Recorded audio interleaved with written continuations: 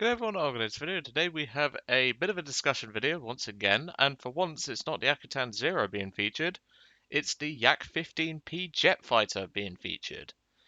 This is a jet I got requested by Munchkin to have a couple of flights out, and well, I've only had one so far, and this is the battle that you're going to see, because this is the battle that can bring up a bit of discussion, so to speak. And the discussion for today is something very controversial and very subjective depending on the person you ask. And that's why I'm not going to be able to cover every single base in that regard.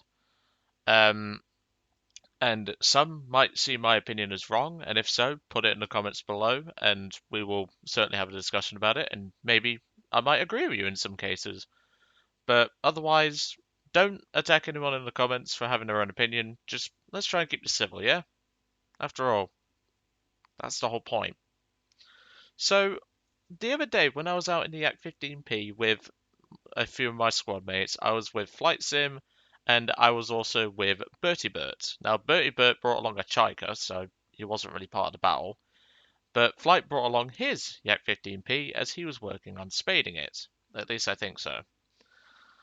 I was in my Yak 15P as I'd been requested by Munchkin to have a go in it, and Flight calls me a kill stealer in this match.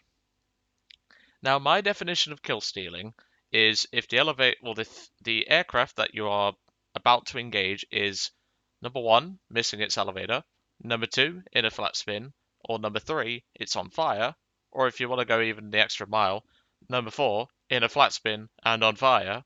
As far as I'm concerned, I'm leaving it. I'm not going to steal the kill. Because number one, that's a douchebag move. Number two, I've had it happen more times to me than I can count on my own pair of hands, and even my feet, for example. But that's the thing. My necessary opinion about what I think kill stealing is isn't necessarily going to be what people would agree with, so to speak. And personally, I just think we all need to have a discussion about it in the comments and just see what we can find a good middle ground, because I think my view on kill stealing is pretty fair, because that way, if you only lightly damage a target and someone else comes in and kills it, that's fine. You might even get an assist with the minor damage that you did. And I just think that's more of a fair compromise than immediately team killing someone or calling someone a kill stealer, even though, as we're going to see in this match, it wasn't all that. So, instead of that, I'm going to cut to the part of the replay that is relevant, and we will get into the discussion from there. I'll see you all in just a moment. And welcome back. We're now at the part where the incident is about to take place. So I've already gotten one kill in my Yak 15P. I've already killed a tier 152 with just 18 bullets, so that leaves me with 42 to come down and assist Flight and Bertie Bert. Now unfortunately Bertie's about to get shredded by one of the 162s down there, so he doesn't get to contribute much. But it's when Flight gets involved with the dogfight between the two 162s is where we're interested in. Now what I didn't show before I got to this point was I was actually looking to my right because I knew there was a 262 coming in. And there you can see over there, Arca Weiss. In fact, just before I dive in here, I'm going to point out what I mean. So just over to the right, there's a Kika, and there's this 262 player over here. He's going to be coming over very shortly after he kills this Yak over here.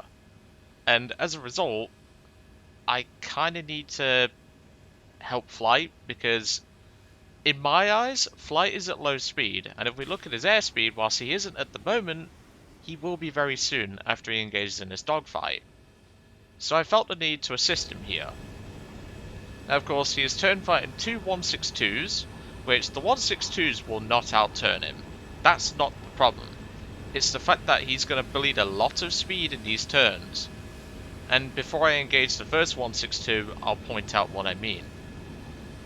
So I'm about to get guns on this 162 just here. But as you can see, Flight speed has dropped quite considerably. And well, the Yabo that's coming in, which you can see how close he is if I just move the camera away, he's going an awful lot faster than what you think. And he's going to get even faster before he gets over here. And my thought was, I can help Flight kill these 162s, and then he can get some speed back up to dodge the 262, and then we could both try and engage the said 262. Unfortunately, it doesn't really work out like that.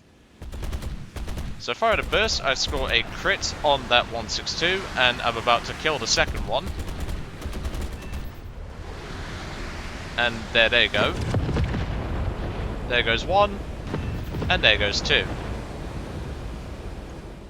So now that I've helped Flight with it, we've managed to clear the area for the moment. But as you can see, the 262 Yabo, which is the fighter bomber variant, which I recently reviewed, is coming in hot. And if you look at my airspeed, bear in mind I had to do quite a sharp turn to get the gun on the 162. I'm not as fast as I'd want to be. Flight isn't either. And as you can see, the 262's eyeing him up. Now, this is at this moment where Flight was, well, he had his mic muted, but he was already calling me a kill stealer. Bear in mind, Flight did score hits on those 162s, but he did not crit or set them on fire. That's the key point here. He did not critically damage them or set them on fire to a point where those aircraft were going to go down. Now sure, he could have killed both of them. That certainly is possible. Flight's a very good jet pilot. But he would have been at critically low speed, and he'd have been very vulnerable to this ME-262. So that's why I came down to help. But unfortunately, he doesn't see it like that. And Flight channel is in the day Taurus, dodges the 262, but also eats a tree. I managed to dodge the 262 with what lackluster airspeed I had, and with just 8 bullets left, I'm not putting down a 262. And neither am I catching one, because A, this jet isn't very fast, and B, it rips well before the 262 does, so I'm not catching it anytime soon. But that's not the point. The point is of this match, and the point of this video, is I want you to leave a comment down below after you've gotten to this point specifically. Do you think I kill stole Flight? That is the question I'm asking you all. Now, I'm not gonna be pissed if you're gonna say that I am a kill stealer. I'm just gonna say that you're wrong. And if you can't handle that, then that's on you.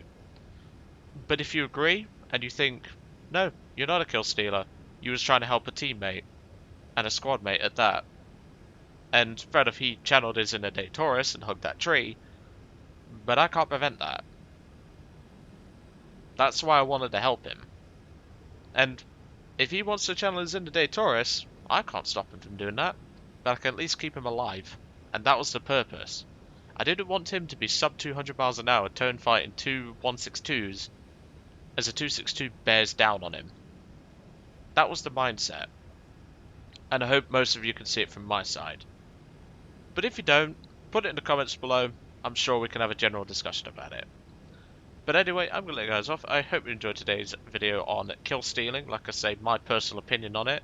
If you have your own opinions, please do leave them below. And of course, do leave below as well if you think I'm a kill stealer or not. Personally, I don't think I am, because I was just helping a teammate and a squad mate at that. But Flight doesn't seem to think so. He seems to think I'm a kill stealer. I'm not sure why, but that's just how he thought. But anyway, I'm going to let you guys off. I hope you enjoyed today's little discussion video, and I will see you all on the next one.